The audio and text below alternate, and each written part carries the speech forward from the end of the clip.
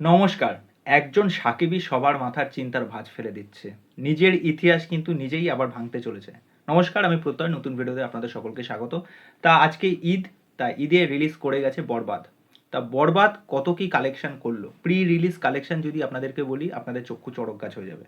প্রায় 10 কোটির ওপর কালেকশন করে ফেলেছে। আপনাদের কি মনে হচ্ছে? এটা কি মিথ্যা? না, একদম সত্যি। তা বিষয় যেটা হচ্ছে, দেখুন, রমজান মাস আমরা জানি শেষ হয়ে গেছে এবং এই রমজান মাসে ওখানকার যারা আপামর জনগণ আছে তারা যেভাবে নিয়ম নিষ্ঠা করে তাদের ওই জিনিসপত্রগুলো পালন করে থাকেন।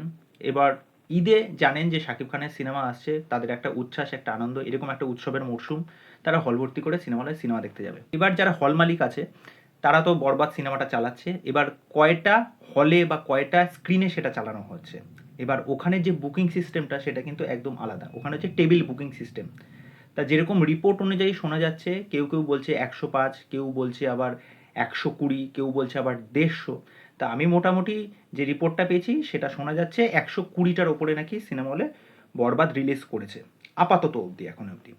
তাছাড়া এই যে সিঙ্গেল স্ক্রিন, তারপর হচ্ছে আপনার লোকাল মাল্টিপ্লেক্স বা এই ধরুন রিমোট এরিয়াগুলোতে বা মেট্রোপলিটন সিটিতে বা এমনি গ্রাম্য অধ্যুষিত যে সমস্ত জায়গায় হলগুলো আছে, সমস্ত জায়গায় মিলিয়ে কিন্তু এটার কালেকশনটা কিন্তু হিউজ দাঁড়িয়েছে।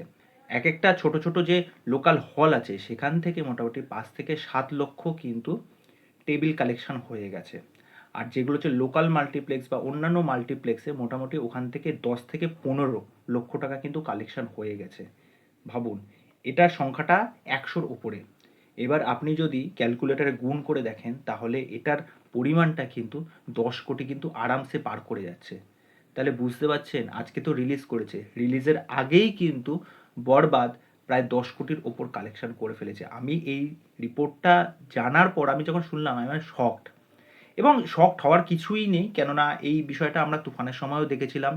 একটা হিউজ একটা নাম্বার কালেকশন করেছিল, যেরকম মারপিট লেগে গেছিলো, মানে হলগুলোতে শো পাচ্ছিল না, মোটামুটি 1 সপ্তাহের জন্য পুরোপুরি টিকিট সেল হয়ে গেছে। মানে তার পরের স্লটের জন্য আবার কোথায় নতুন নতুন হলে সংখ্যা বাড়ানো হবে, টাইমিং বাড়ানো হবে, সেই জিনিসপত্রগুলো নিয়ে চিন্তা হচ্ছিল। শুধু ভাবুন, মানে যদি সিনেমাটার বাজেট আমি যদি ধরি 15 কোটি বা 20 কোটি মতো আমি ধরলাম, তা এটা তো হেসে খেলে মোটামুটি 4-5 দিনে কালেকশন করে ফেলবে। তা আমি এটাই বলবো, ওখানকার যারা অডিয়েন্স আছে না, তারা সত্যি শাকিব খানের প্রতি ভালোবাসা মানে উজাড় করে দেয়। এই বিষয়টা না আমি একবার দেখছি না, এটা প্রায় আমি 1-2 বছর ধরে যেহেতু আমি এই কাজটার সাথে যুক্ত, তা আমি জিনিসটা না দেখে আসছি। আর তারা সত্যি শাকিব খান বলতে পাগল। মানে শাকিব খানের সিনেমা তারা কী হারে এনজয় করে, এটা তো শুধুমাত্র বাংলাদেশের সিনারিও বললাম।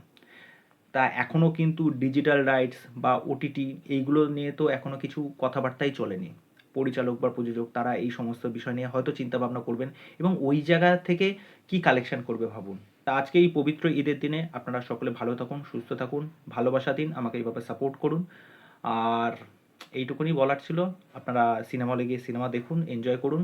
সেটা শুধুমাত্র শাকিব খান না, অন্যান্য যে সমস্ত সিনেমা এসেছে সেগুলো দেখুন, এনজয় করুন। তা চলুন, এই হলো বক্তব্য। পরবর্তী ভিডিওতে আবার দেখা হচ্ছে। বাই।